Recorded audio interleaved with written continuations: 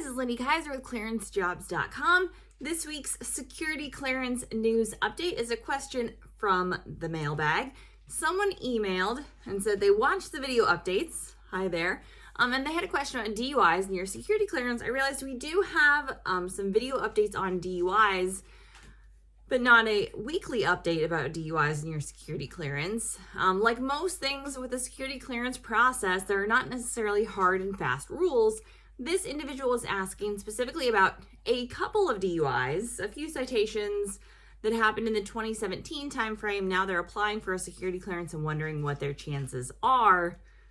Like everything with the security clearance process, typically, it really depends. It will be based on the whole person concept. What sometimes comes up around this topic, I think there was some nuance around, do I need to list those DUIs if I had charges and they didn't necessarily end up on my record? I don't know what is on the record and what isn't. That's generally a nuance. If you were arrested or cited, better to list it than try to hide it. The other thing that kind of comes up here is, again, they said multiple DUIs in a time frame. Obviously, having more than one DUI is a greater issue than having a single DUI.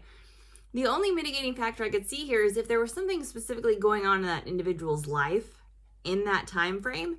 So maybe you were going through something, having a personal crisis at that time. If you can show in the 3-4 years since that time, change of behavior. I moved states, I changed jobs, I have a new significant other, whatever it is that has changed your circumstances. So the reason you were getting multiple DUIs is no longer there. That will certainly help. The other thing this individual said is that they had followed through with everything the court required. That's certainly good. One up, and maybe would be even better to get some proactive, maybe substance abuse counseling or treatment or help. Potentially maybe get some kind of an assessment done by someone who works with substance abuse issues to say, hey, this was a cause and effect related issue. This person does not have ongoing issues with alcohol abuse, or even showing that you're abstaining from alcohol at this point, or how you have changed your life circumstances. So the reason that you were getting multiple DUIs in this time frame, 2017, why that would not be the case today. I can never tell anybody, yes, you will or won't get a security clearance. What I can say is there are no hard and fast rules. There's nothing to say, hey, I had multiple DUIs, so I won't be able to get a security clearance.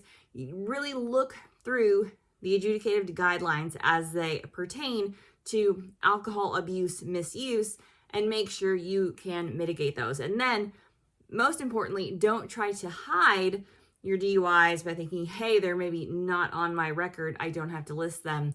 Yes, you certainly still need to list them if you were arrested, cited, anything.